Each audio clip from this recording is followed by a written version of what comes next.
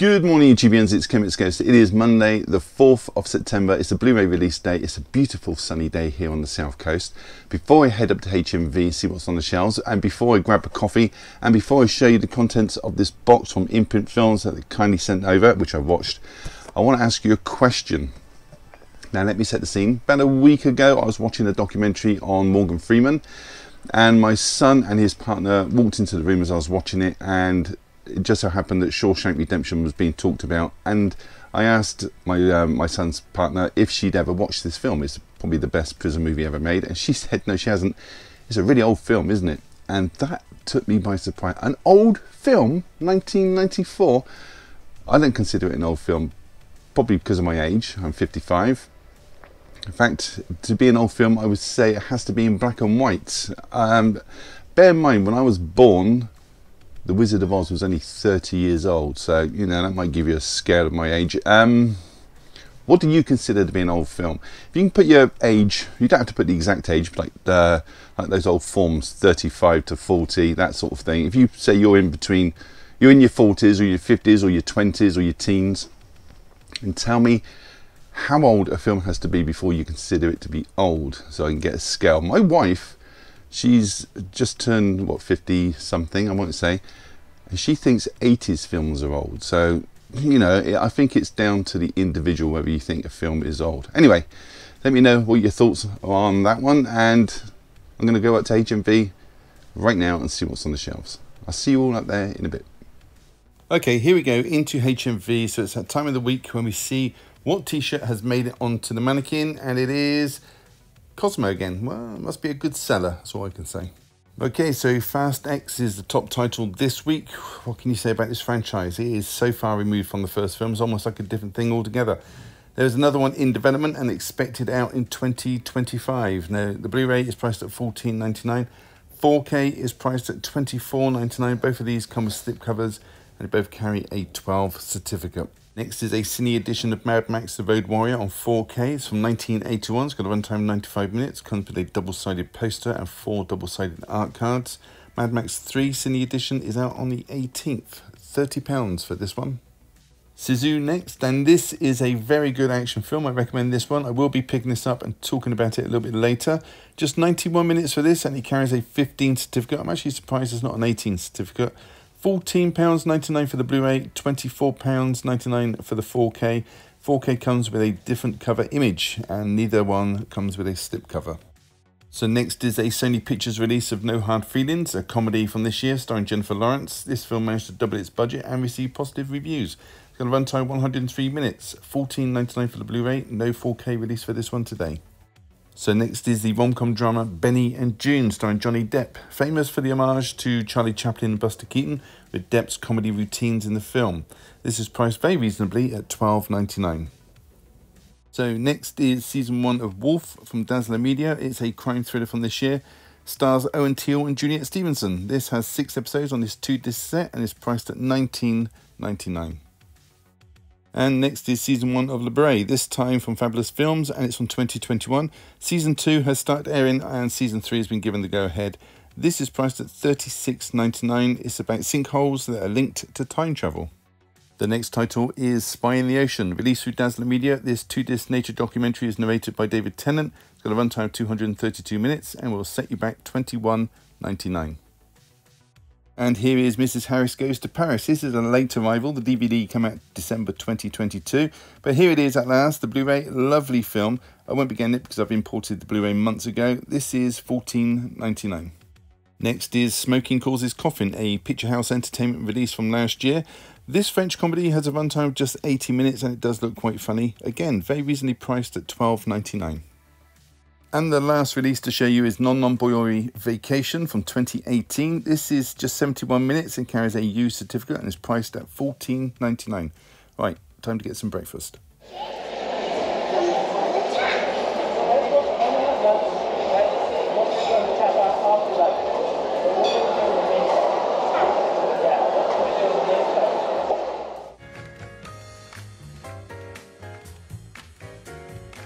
Hey everybody, welcome back. So there's a lot to get through. The top section from Imprint Films, bottom section are new releases. So a lot to get through. Going to crack straight on with it. Okay, first title to show you is Green Berets. This is a war film from 1968, directed by both Ray Kellogg and John Wayne. Ray directed this and 3 others, and John Wayne directed 3 in total. This is a Vietnam War film, and Wayne is playing Colonel Mike Kirby. He's a seasoned soldier who's sent with his unit to help the South Vietnamese army. And it's said that John Wayne really wanted to promote the anti-communist activities and portray the US Army's involvement in a very positive light. So he then approached the then US President Lyndon B. Johnson for military aid, and it's evident in this film that that was given in abundance. You got uniforms which are standard issue, you've got the use of Huey helicopters, the Lockheed C-130 Hercules aircraft, and actual serving soldiers as well, and it gives that level of added authenticity. Film also stars David Jensen as a journalist who's there to see if the Army's involvement is needed at all. There's also Jim Hutton. He's kind of there for comic relief. He's a non-conformist sergeant who's only actually joined or put into the unit because of his ability to pilfer. And you've also got George Takei as well, oh my, and John Wayne's son Patrick. Now, despite the budget making about almost 7-fold, it was actually critically slammed. The picture quality on this, by the way, was absolutely crisp. Okay, it's a little bit drawn out in places, but it's still entertaining nonetheless. And it even uses the Wilhelm screen quite a few times actually in this, so it gets a thumbs up from me. It's got a runtime, this one, of 2 hours 22 minutes. Let's take a look inside. So the image from the front cover has been put onto the disc. So that was the Green Berets from 1968. Next title is Zuzu. It's a film set in Lapland during the end of World War II, directed by Yamari Helander, who made A Rare Export of Christmas Tale and Big Game. And this is about a gold prospector called Atami Korpi, being played by Jorma Tamila. Now, Atami has a reputation for violence and not giving up, and whilst out one day doing his thing looking for gold, he finds a huge quantity. And he soon realises it's going to be quite a task keeping hold of it and getting it across country, as the area is now crawling with German soldiers who are retreating back to Norway. Now, Tammy soon finds his first batch of killer Germans who he gets the better of, but the gunfire attracts the attention of an officer called Heldorf, who, after finding out what happened, pursues the gold prospector and his stash. Now, the action and violence is along the lines of John Wick, and it doesn't hold back on the gore. And talking to John Wick, actually, a man of few words, he's a chatterbox compared to Atami. It's also revealed that the German officer may have picked on the wrong guy, because Atami is an ex-commando nicknamed the Immortal. And this was made with a budget of just 6 million euros, and it made 13.7 million back. And with that, the director has hinted that a sequel could be on the cards. It's got a runtime, this one, of just 91 minutes. Let's take a look inside. So that front cover image has been put onto the disc. So that was Zuzu. So next is a romantic comedy drama from 1993 called Benny and June. It's from the Canadian director Jeremiah S. Chekik, who brought us National Lampoon's Christmas Vacation and the Avengers film, the 1998 one. Now this stars Johnny Depp as Sam and Mary Stuart Matheson as Juniper, or June as she's referred to in the film. You've also got Adrian Quinn in this as June's brother and guardian, Benjamin, or Benny as he's referred to in the title. Now June is, well, it's not exactly said in the film, it's implied that she has a combination of problems: schizophrenia, PTSD from her parents passing away, OCD, and even pyromania suggested as well. Anyway, she wins or loses Sam, depending on your point of view, in a card game, and he turns her life around. I'm not going to say any more on that, but I will say it also stars Oliver Platt, a very underrated actor. You're going to know him from Bicentennial Man, 2012, Frost Nixon, X-Men First Class, and many, many more.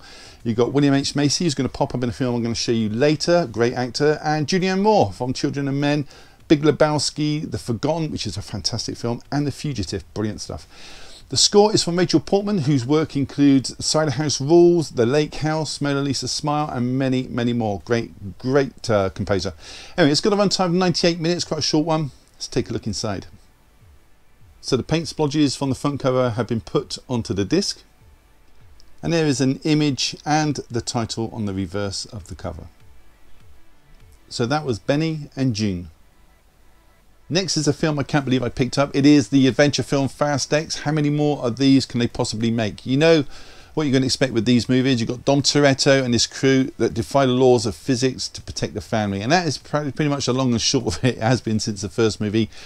Although they did step over the boundaries of ridiculous in Fast 9. So here we go again. All the regulars are back. You've got Vin Diesel as Dom. You've got his wife played by Michelle Rodriguez. You've got his crew members played by Tyrese Gibson. You've got Ludacris, Natalie Emmanuel, Jordana Brewster, Sung Kang, and any others that I've forgotten as well. You've got other non-crew members as well. You've got Jason Statham. You've got Helen Mirren.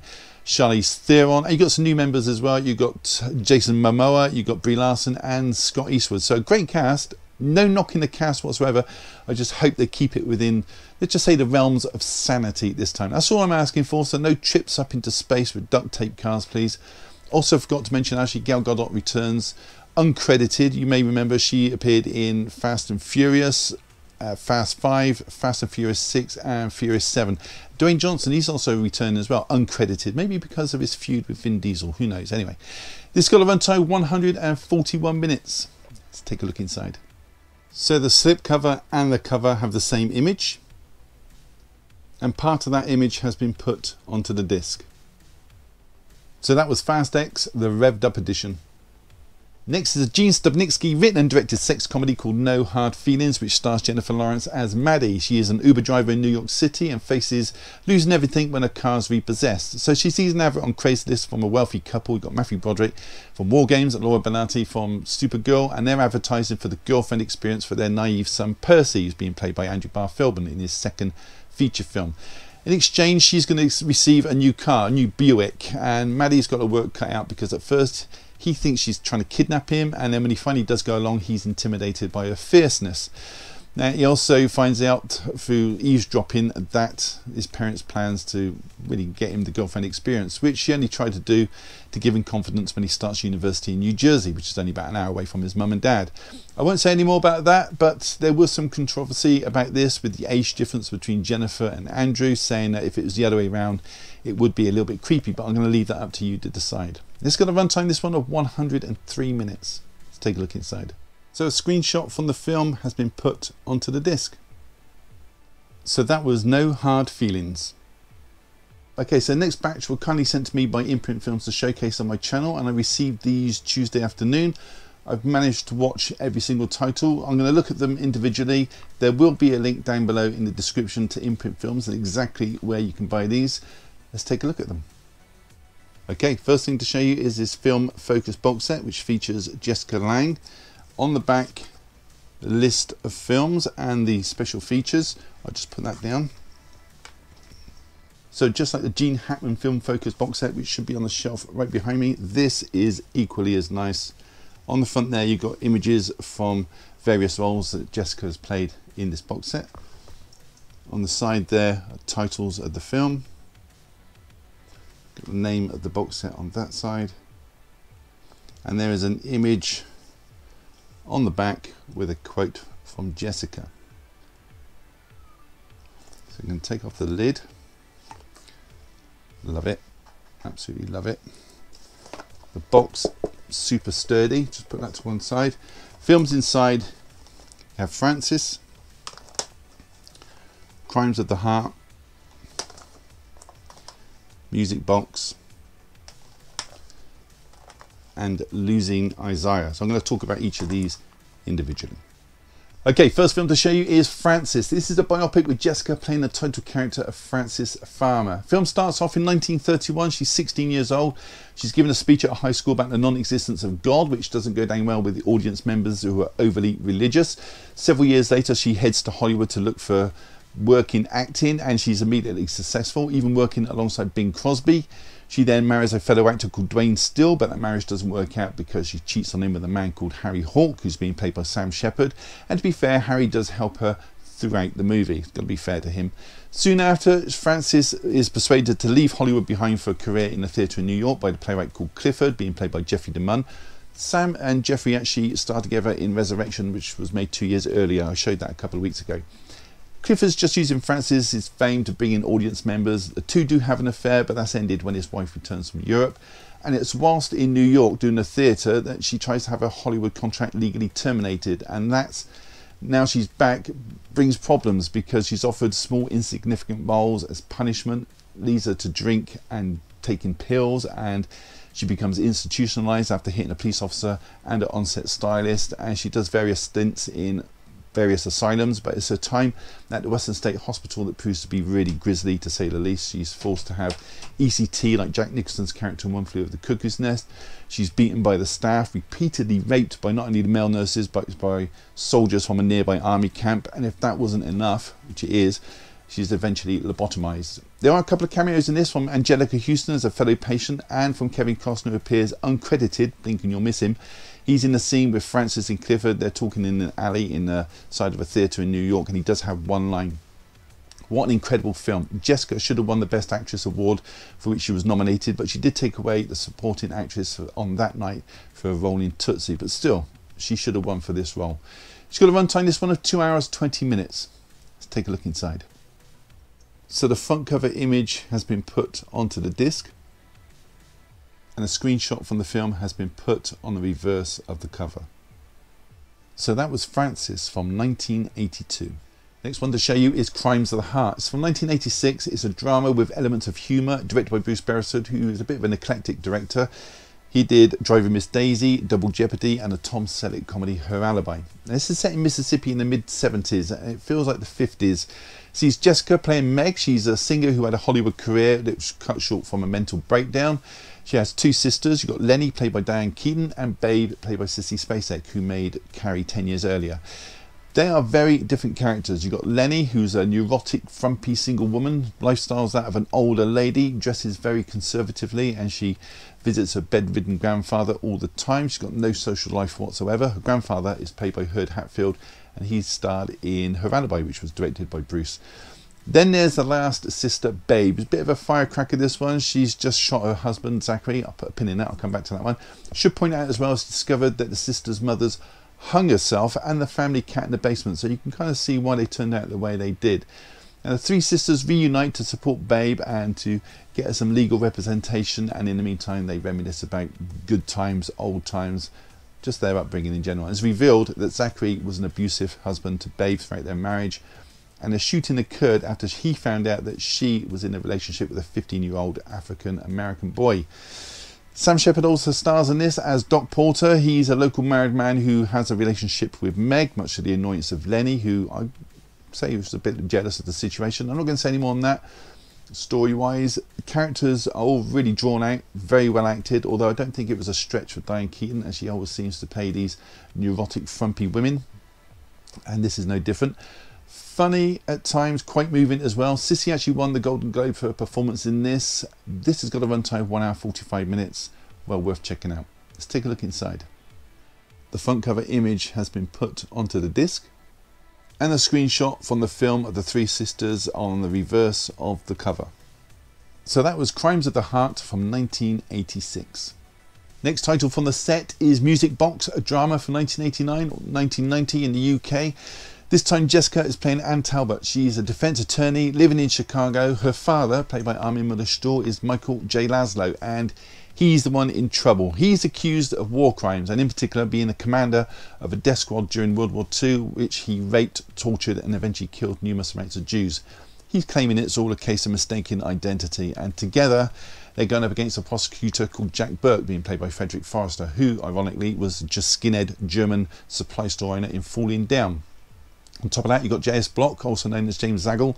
He's playing the role of the judge, Judge Silver, who happens to be Jewish. Now, James was an actual senior judge on the United States District Court. And I say it was because he passed away 6 weeks ago.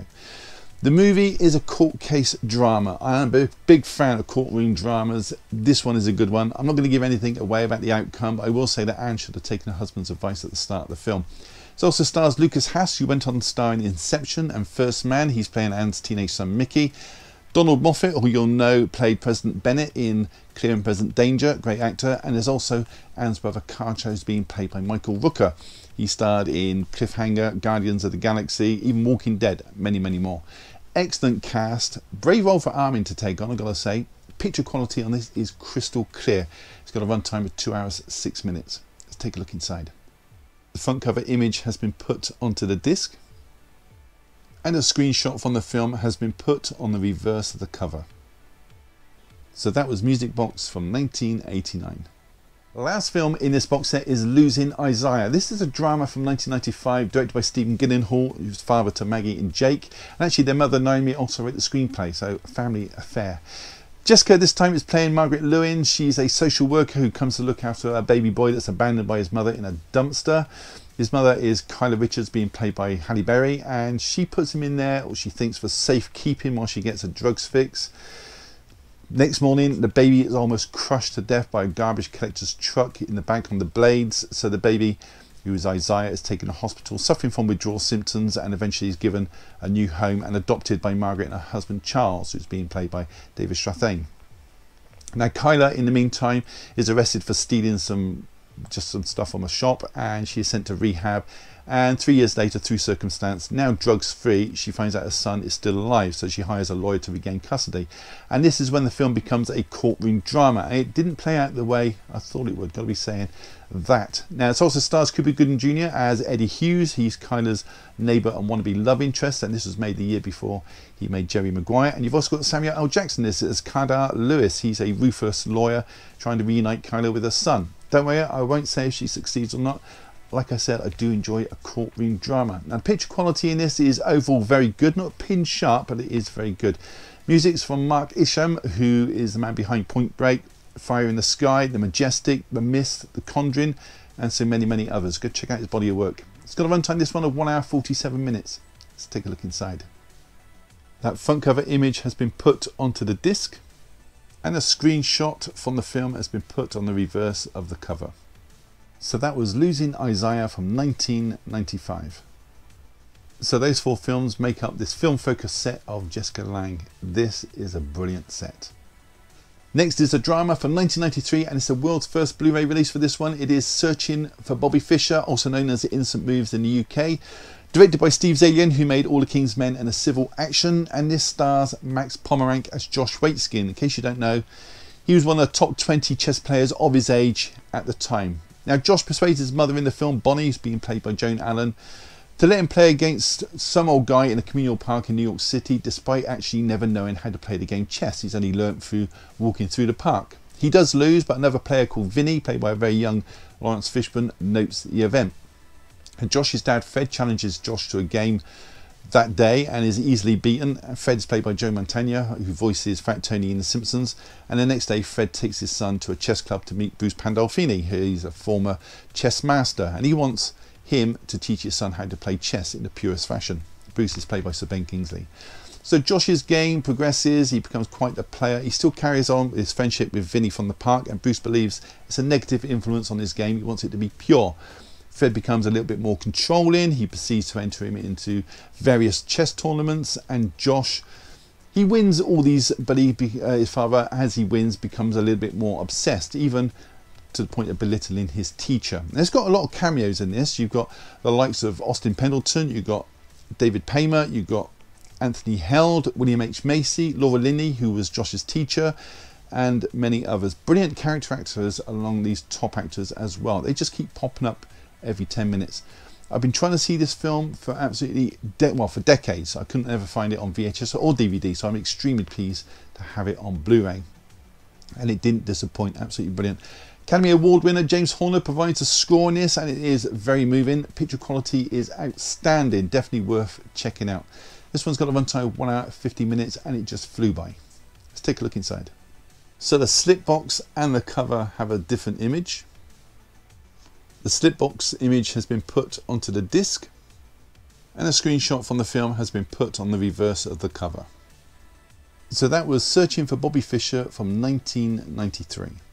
Okay, last item from Imprint Films. It's a 2016 TV miniseries called Dr. Thorne. It's a show scripted by Julian Fellowes based on a novel of the same name by Anthony Trollope, the inventor of the postbox. And this is a period drama which opens in the 1850s with Ian McShane's character Sir Roger Scathard trying to get the attention of Mr. Thorne.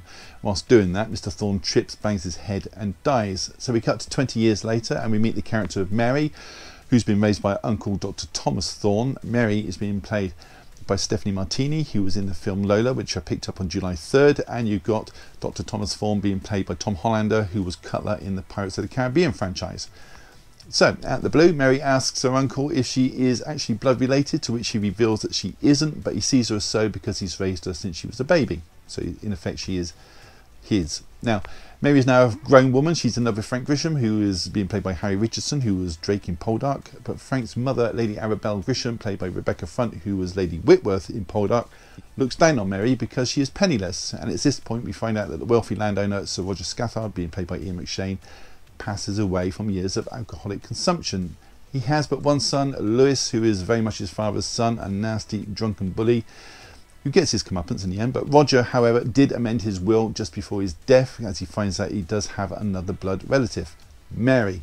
Should also anything happen to Lewis, she gets the lot. So you see, start of the show, Roger was trying to have a word with Mr. Thorne, the man who died, as Thorne is the father of his niece Mary.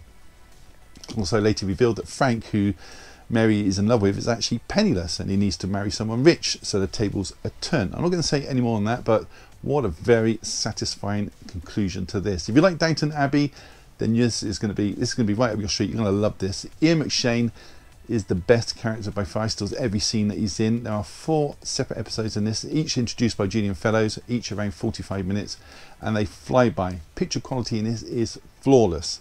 Let's take a look inside. So inside there is a plain black disc, and on the reverse of the cover there are other available TV shows advertised. So that was Dr. Thorne. So that was it. A big thank you to Imprint Films for sending me those over to review. I really do appreciate that.